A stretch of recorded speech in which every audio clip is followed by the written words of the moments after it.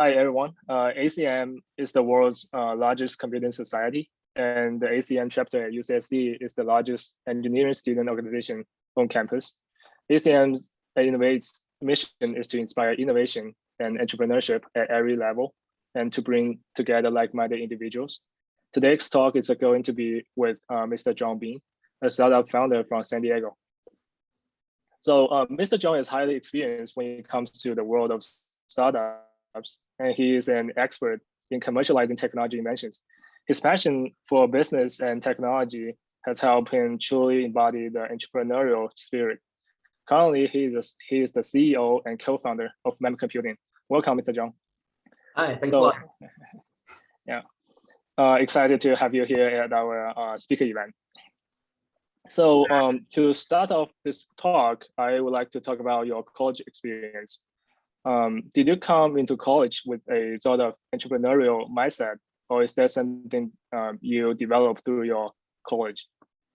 Yeah, I didn't enter college with an entrepreneurial mindset at all.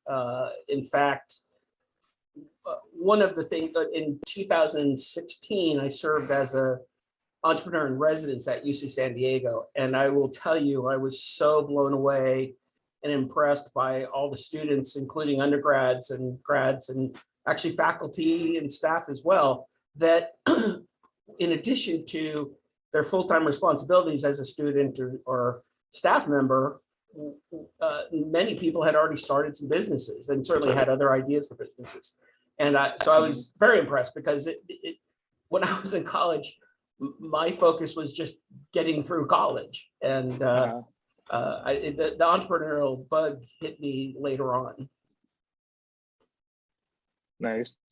So a lot of people, a lot of members in our ACM community have a engineering background, and we spend a lot of time on the technical side, like programming or like doing math problems.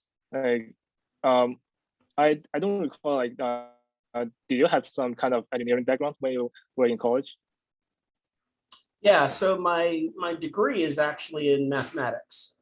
And of course, I took a computer science concentration because I wasn't sure what I was going to do specifically with mathematics.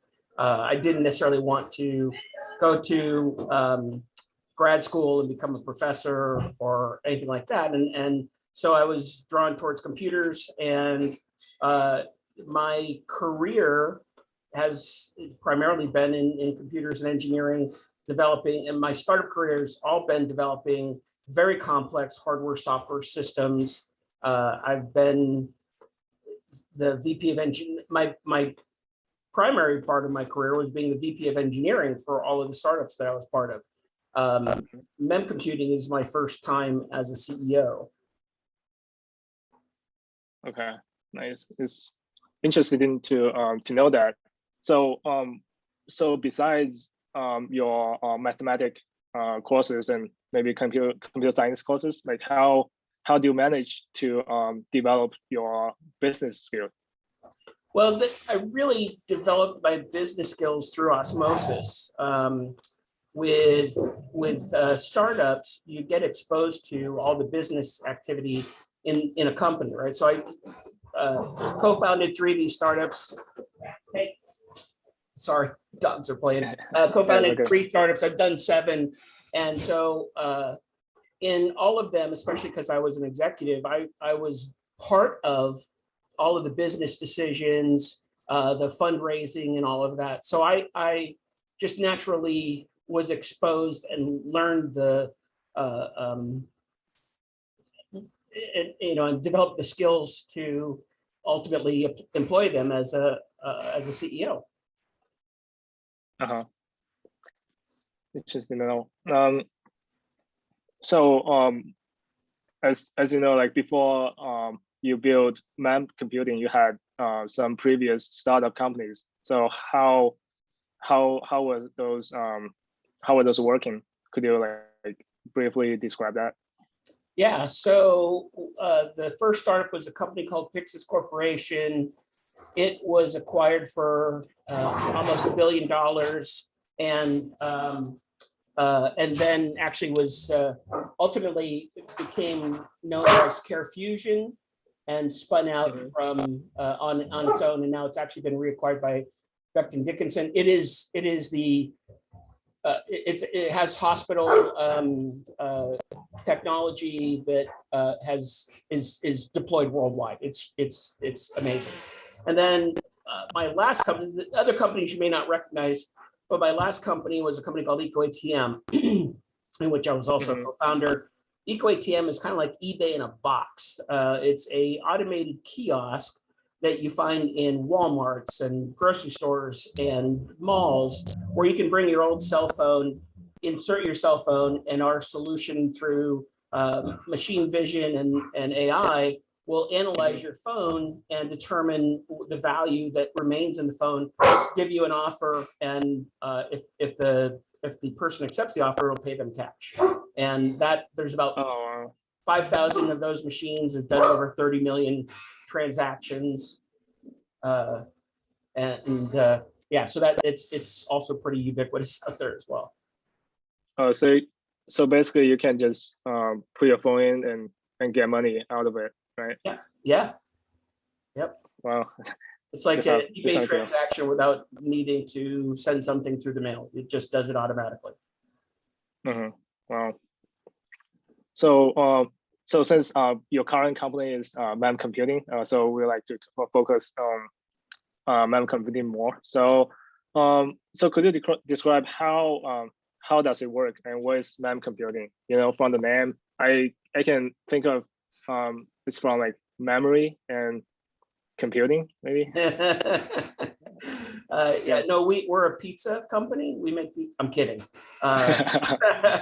No, so MemComputing is a technology that was actually developed at UC San Diego by two PhD physicists, Dr. Fabio Traversa and Dr. Max DeVentra. Max DeVentra is a full professor of physics at UC San Diego, and I learned about them and their technology when I was serving as an entrepreneur in residence at UCSD, and was just blown away by this technology.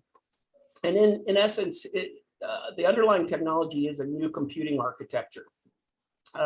What they did is they kind of went back to the drawing board and they said, knowing what we know today about computers and the requirements and what we want our computers to do, and they're experts in electronics, experts in quantum computing, you know, and physics experts and what have you. And they went back, and one of the biggest drawbacks with our current computers that really limits their performance is the fact that memory and processing are separate. And so you have RAM and a CPU, and they're separate from each other. It's not one thing. So the simplest way to understand MemComputing, but it's a way oversimplification, is it's computational memory. So it's the combination of memory and computing. And so there is never, current computers, to solve a problem, they have to fetch the instruction from memory, fetch the data from memory, perform the instruction, send the data, the results back to memory, fetch the next instruction and data, and continue. So and you always hear about the CPU cycles to solve a problem. Well, MemComputing has enough, it never needs to go out to memory. It's got the memory built into the processing unit, and it's able to solve the problems that it solves in one computing cycle.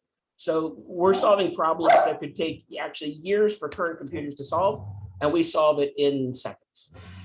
Wow. Yeah. Yeah.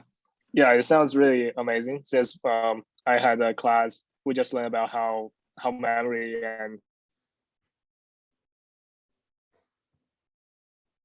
and the CPU works. So do you have some inspiration you had for this business, or you just talk to the other two co-founders and just have this idea?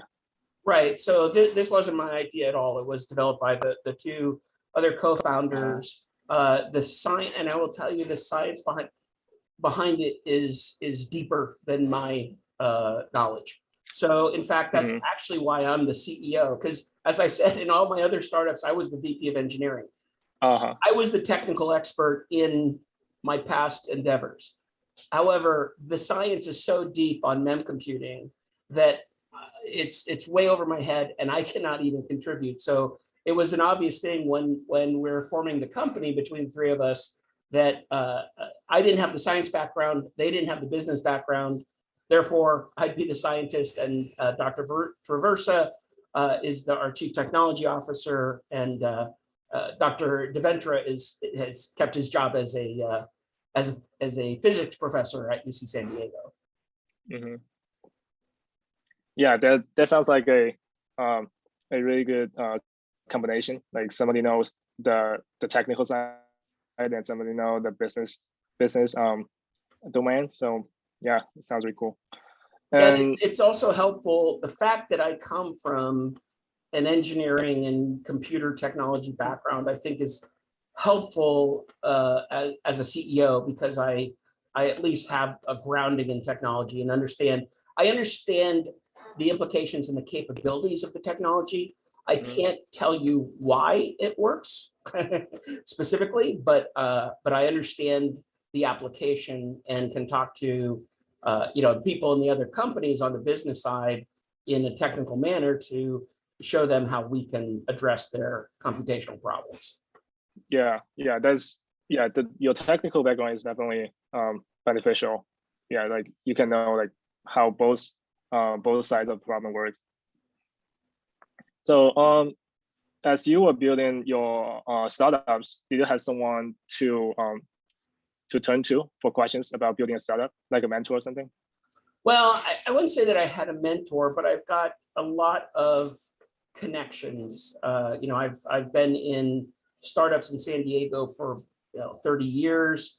I have numerous friends that are either past CEOs that I worked with or past colleagues that have become CEOs of their own companies, and other people that I've met along the way. So there's always people that I can go to, but I haven't had a specific mentor. But that's probably because I'm a lot older, where a person who doesn't have a lot of experience, like if some of you and you're much younger and starting your careers, getting a mentor is a great thing, because that person will have the experience that they can share with you.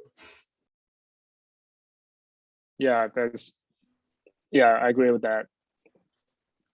And when building a startup, like the first thing, other than idea and people, I think there should be maybe the money or the fund.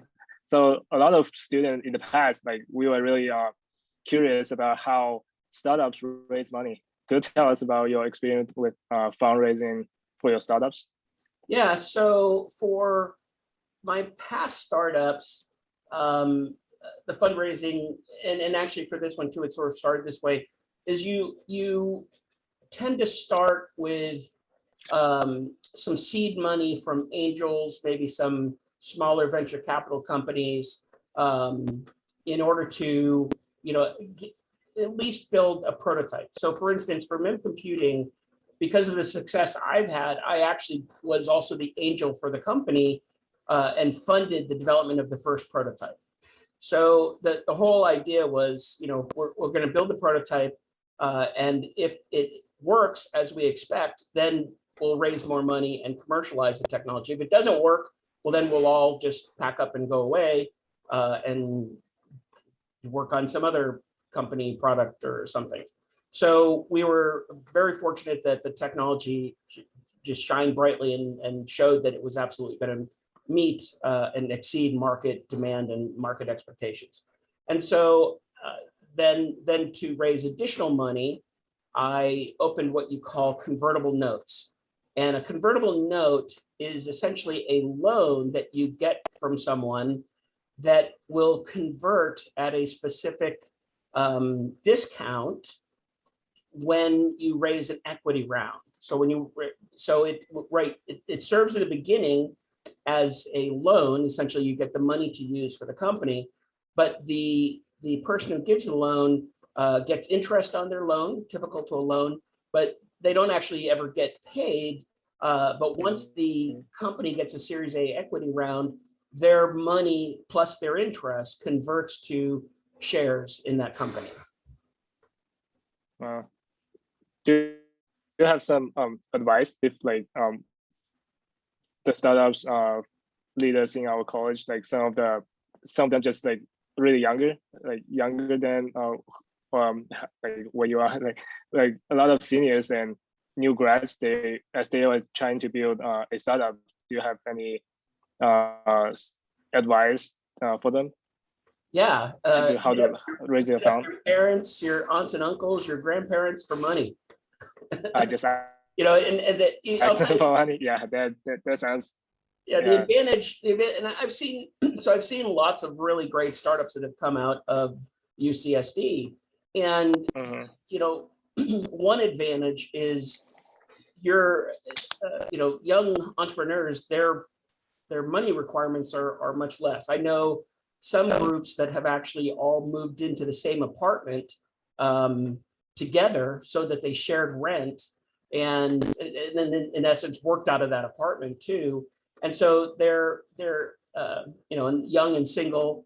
You don't have kids and spouses and things to pay for, and so they are able to really bootstrap. So a lot of what if it's a true technology play and you have to build a prototype, and it's especially if it's software based. If it's hardware based, you need some money to buy the equipment and build the equipment that you might be developing. But if it's a pure software play, you can just do what they call bootstrap it, where you basically use no money and you just,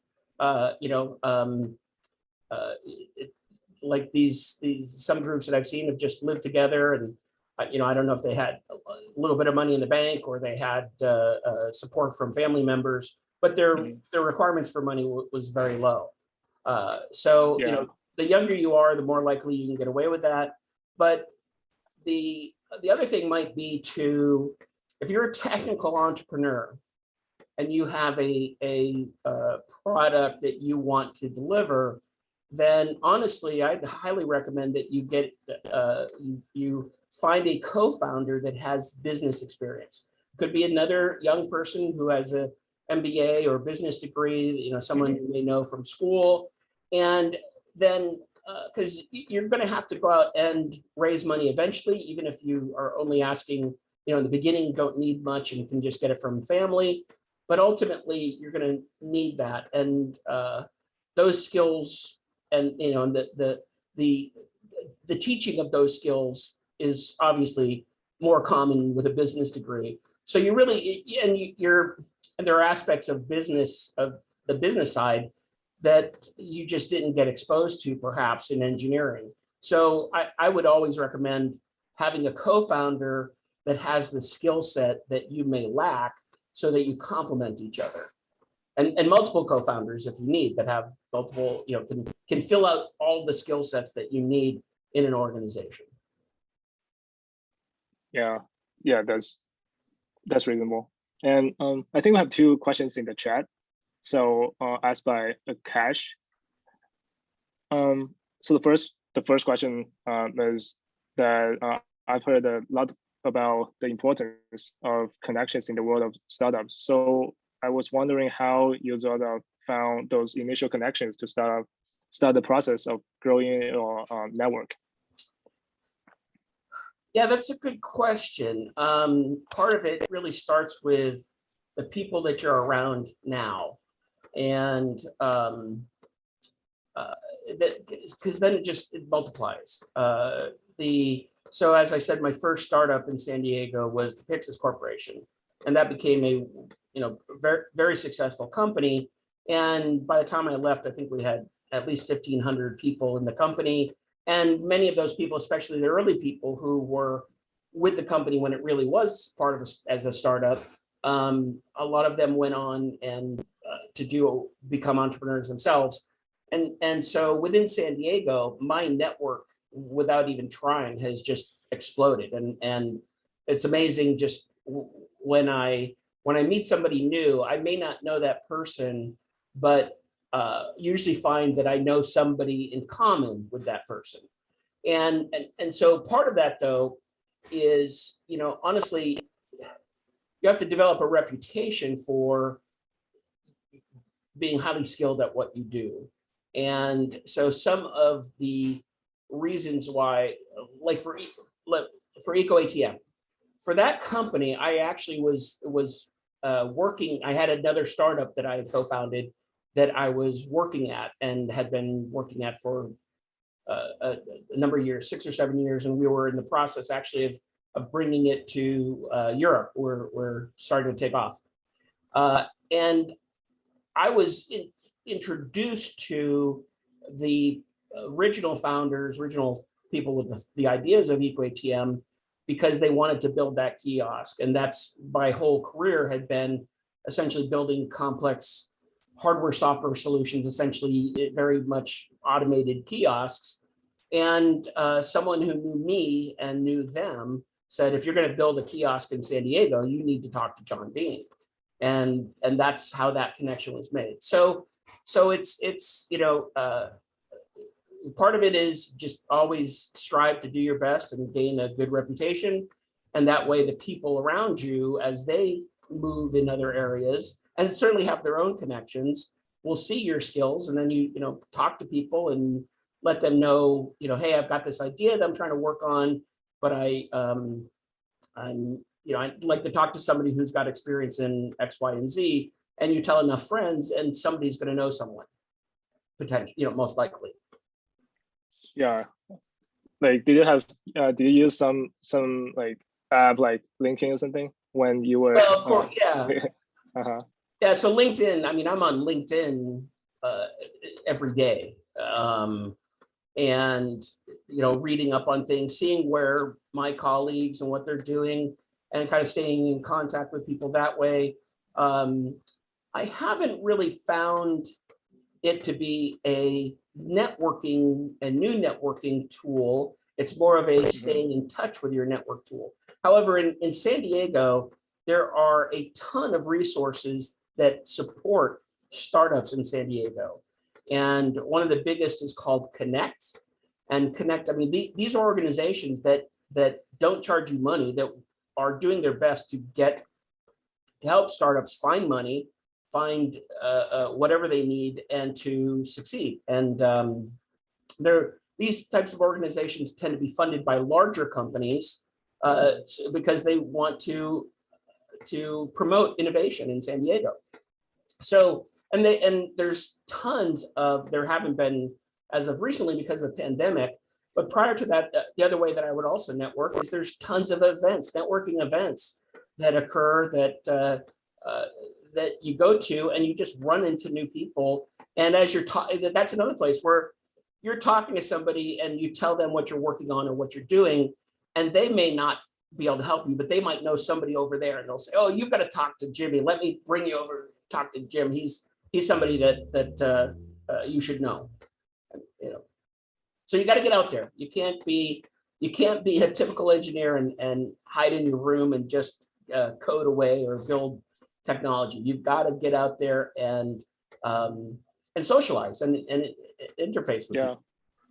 Yeah, I agree with that. Like, we cannot only have like technical skills, we also need like communication skills with people.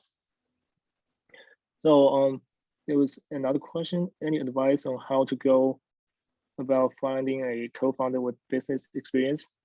I think Mr. John was I think just mentioned it, like just found someone maybe with a MBA degree or business degree background, right? Yeah, well, you have people right there at UC San Diego. You've got the Rady School.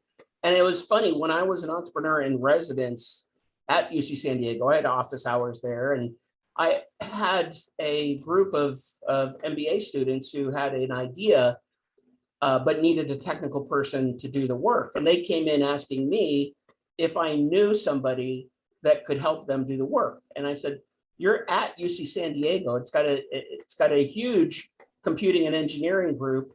You need to go network, go find their groups, and go to their meetups and meet these people." And so part of it is it's easy. It can be easy. You've got resources, within walking distance, and just go go to the meetups and have a beer with somebody and see where it takes you. Yeah, yeah. I think my answer for that question is that like right now ACM, we are already like a community with a lot of engineering students. So yeah, like just come to our social events and just know more people. Well, and talk about your ideas. You know what I would do as ACM, since you're an engineering group, find a business group and do a co-meetup with them. Purposely do a meetup. And then you may find business people that have an idea and need technical help, and technical people who need business help. And you may find a lot of marriages that way. Yeah, that's a great suggestion. And yeah, I'll save the idea for later events. So so let's talk about your life at MemComputing. Like you start off as a team of 3, I think. And how do you make your initial hires and build out the first parts of the company to scale? Yeah, so that's a great question, because you have to be careful who you hire initially. When you start a company, a lot of times people feel like, well, I'm going to need a marketing person, I might need a product person, I might need a salesperson. Well, honestly, if your product isn't ready, you don't need any of those people, and you shouldn't waste any money on those people. So if you're a technical startup with a technical product or technical solution, then the most important thing is to hire the minimum number of people that you need to build out the technology. If you can build it on your own, even better, right? Because you want to do it as cheaply as possible. And then once you have a prototype established, then it's time to, then it can be time to hire,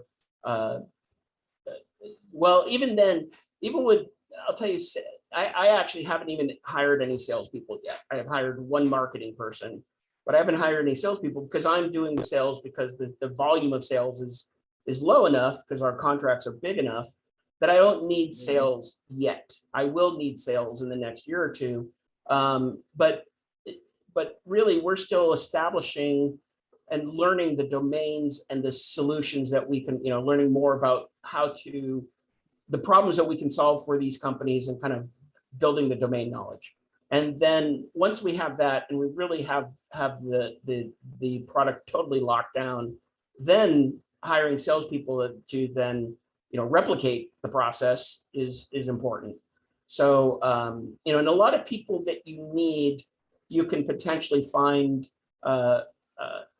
advisors and consultants. For instance, I haven't hired anybody for human resources, but I've got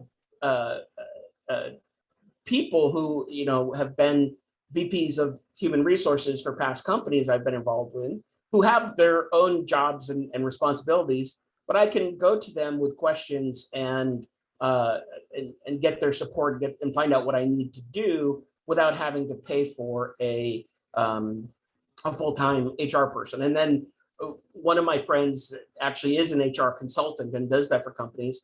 So there are times when I've needed her to come in to manage a specific HR application, and she came in and I just paid her hourly, but it cost me a few $100s versus tens of thousands of dollars to have somebody on staff full time. Yeah, definitely. Save money is a big thing when getting a company. Actually, let me give you another thing that you should consider. That's with a technical product, especially something that is patentable. The other thing that you want to do is find a patent attorney that will work with you, and they will actually allow, most patent attorneys companies, or many, will give you the ability to spend a certain amount of money before you have to pay them. So they will do work for you, and a common number is probably $30,000. So if you need to file a patent, or you're going to need some business corporate advice too, as you file, incorporate and do things like that,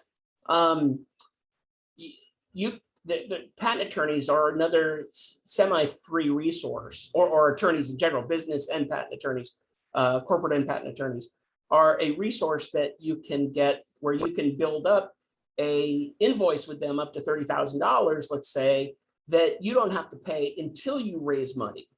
So they're willing to go at risk with you to help you build the initial part of your company. And that's a huge resource. So if you didn't know about it, talk about experience and important stuff, especially if you can use them to file, provisional patent. They can help you with incorporating the business and things like that won't be natural to anyone. That's a huge resource. And and then if your company, if you never raise money and the company flounders, you never pay them the $30,000. And that's the risk that they take. But they hope that you're going to become big and successful, and you'll need their services going forward, and you'll continue to contract with them. Yeah. Yeah, that's still different from my from what I thought. Yeah, like also in the chat. Yeah, same as Cash. I also thought it would be really expensive to hire like attorneys or something. Attorneys are insanely expensive, so that's why you want to get them to give you some money that you can spend. They're insanely expensive, but I'll tell you the other thing is they are very strict with their time. So attorneys, partners in law firms that you'll use will make $700 to $1,000 an hour. But they will, I often find that when they do work for me, it might be 15 minutes of their time, right? And the other thing that they'll do is they have paralegals and junior attorneys, so to speak, or non-partner attorneys, associates that they can assign work to that are charged at half or less of what they charge at. So while attorneys are insanely expensive, they're actually really good at minimizing the billing that they do for you. So I wouldn't stay away from attorneys because their costs are scary. I think that's to sum up all this advice. If you're starting a new business, you want to find an attorney that can help you. Mm-hmm. Yeah. As you are in the your company, like what are some of the biggest obstacles you had to face so far with your startups? And how were you able to successfully overcome them? Well, I'll tell you, with all of my startups, each of them, we've had a idea for a product that didn't exist to solve a problem that people didn't know they had. And essentially, we had to, with all my startups from the ground up, I've had to build the team and then design the product and build the product from scratch based on the business idea. And where the business aspect of the company was also opening markets that never existed before. And so it's different if you're solving something, if somebody has a solution and you've got a better solution. So if you've got a faster, quieter, more powerful vacuum cleaner, well, the market exists and you can price it right. But in a lot of startups and a lot of probably what the people at ACM are working on are new, unique, innovative, transformative solutions. And you always find, difficulty in first people understanding the technology. They're always skeptical of what you claim the technology can do. But the key thing in all matters is to find what they call an early adopter. So you're going to talk to 1 million potential clients, and 1 million of them will 500,000 of them will have a need for your product. But very few of them will have the willingness to take a chance on something. But you find those ones that you can work with, and you give them the product for free or for very cheap, and have them work with you to, use the product, give you feedback, and help you build the product so that you can eventually sell it to a wider audience. Mm-hmm. Yeah. Sometimes like you have to take the chance to build something out. And of course, like the culture of a company seems to be a very important part. So what are the cultures in MemComputing, and how were you able to establish the strong business culture early on and scale your culture along with your business? Well, my approach is I've always tried to hire a diverse group of people that have different interests and complementary skills and come from things in different fashions. For instance, I really like it when I am able to hire somebody who thinks differently than me and maybe challenges everything I say, because even if you disagree with them, they'll present to you something that is that you hadn't thought of, perhaps, or they may come to the same conclusion as you, but they come to it in a different way. And so you kind of learn that, and you benefit by that. And the other thing that I really try to do, because this is how I was treated as I made my way in startups, is trust. And don't micromanage people, give them responsibility, and let them make mistakes, let them fail, and then discuss it. And there's never a reason unless it's a problem that is just that somebody shouldn't do. But if they've done their job and the product had a bug or something like that, just learn from it. Don't give them don't berate them for that. You're going to learn more from the things you do wrong. So, and then what you also do, and this is again how I was treated, I was allowed to make mistakes, and then I had to fix the mistakes. So that's really how you let them do that. But then now that they've learned and they see from it, then you let them fix their mistakes. So, and that, with engineering, engineering is primarily trial and error, and it's true in business as well. But I think developing a culture of trust is one where you're going to get the best out of people, because people want to be challenged. People don't want to come in startups. The people that go to startups tend to be type A personalities that work hard, and it's not just somebody who's looking for a 9-to-5 job. So let those people do their job, set them free. Yeah, it's just same like the something that you mentioned before, like just take the chance and give them opportunities and to do this. Yeah, and I think that's why why our sub community is called Innovate. So we want to be innovative in the world of startups. So after all you have talked about, so what quality of yours do you think contribute to becoming a successful innovator? I don't know. I think luck.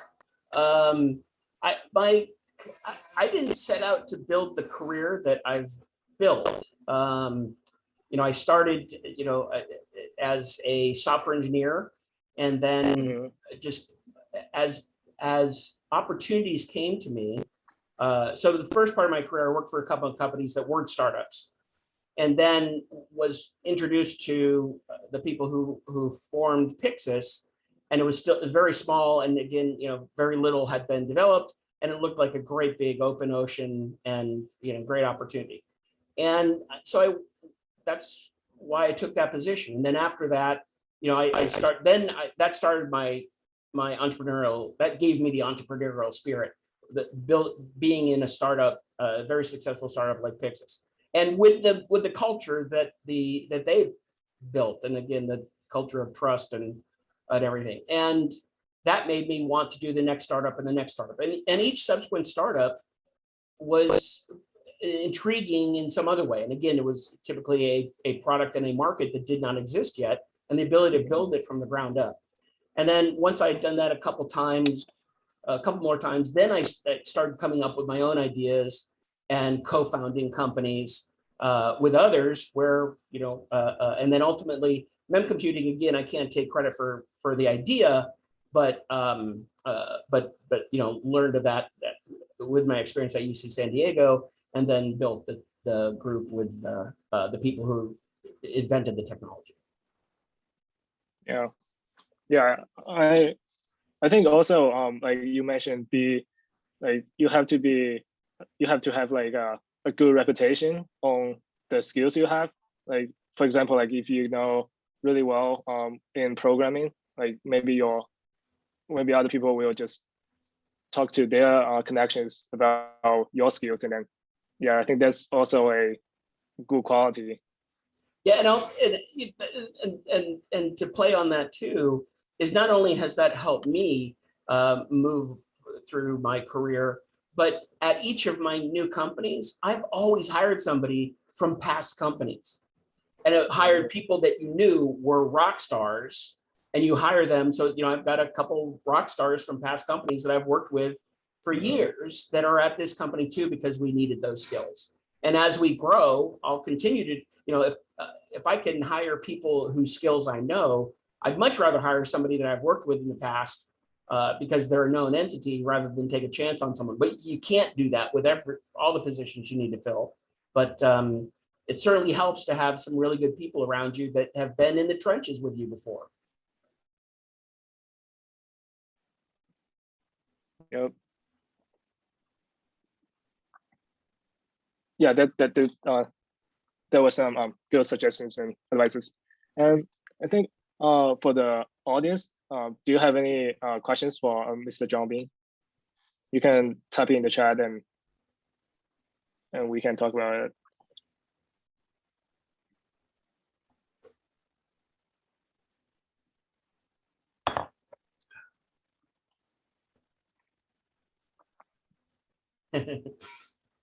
Okay. So greatest regret. It's a great question.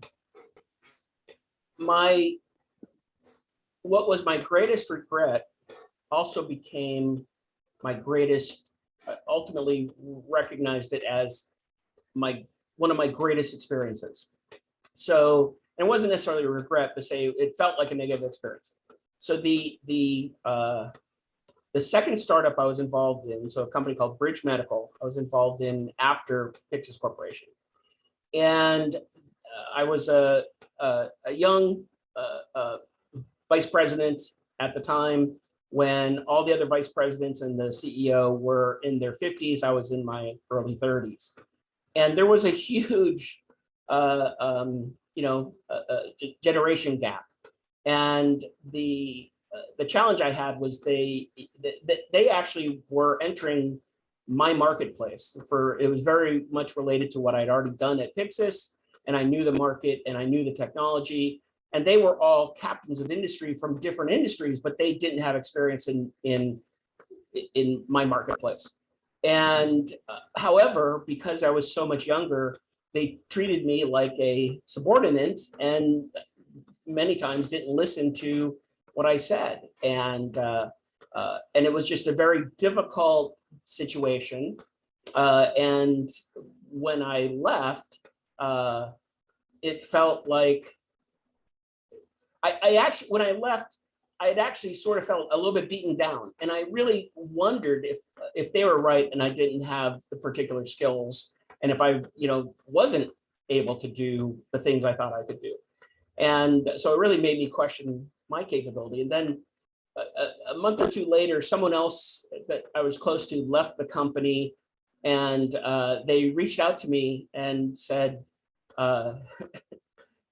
wasn't that all effed up? And it's like, oh, you saw it too? It wasn't just me. And it's like, no, it wasn't you. And so something that turned out that at the time when I first left, I thought, oh my God, that's the worst experience I've ever had.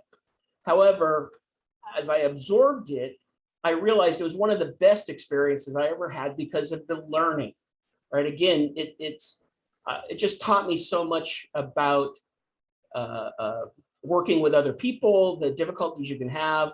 I wasn't maybe as skilled as a younger person to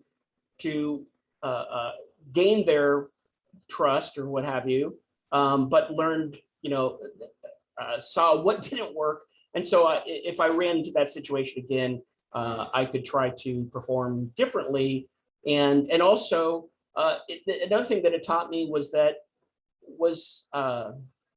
you really, if you're going to take a job at a startup, it's important that you really understand the other people that are involved, especially the leadership, and make sure that you agree with them and that you think they're people that you can work with.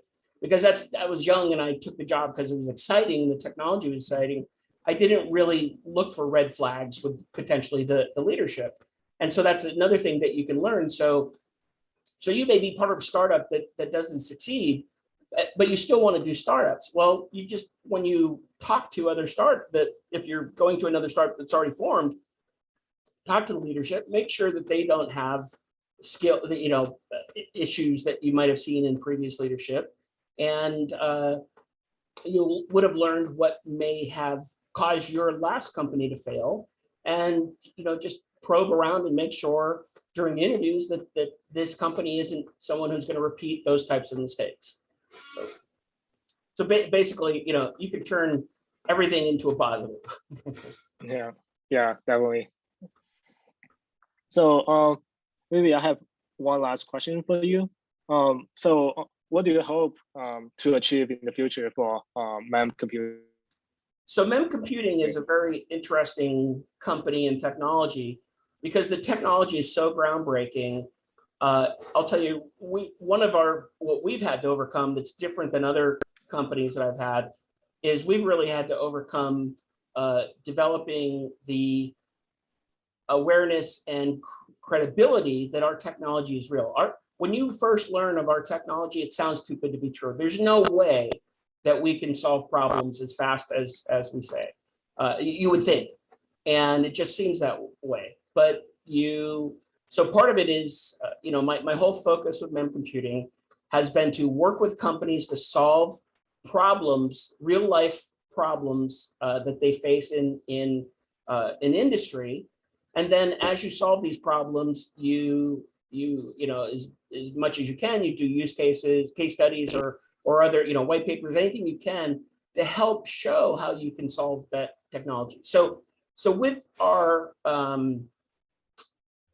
what I hope for MemComputing, and I think we're close this year, is to really break through and gain wide acceptance of the technology, because we've proven it, that more and more people are convinced, even though they may not understand the science, they see that the technology continues to solve more and more problems. And and I really expect this technology to be completely breakthrough technology, and it will change the face of computing in time. Yeah, all the best wishes to you and your company. Thank you. Yeah. So there are no more questions, and so with that, we are going to wrap up this talk with Mr. John Beane, and I would like to thank you so much, Mr. John Beane, for taking the time out of the day to speak with us. And I hope all of you in the audience were able to gain something from the experience and advice that Mr. John Beane has shared. So thanks, everyone.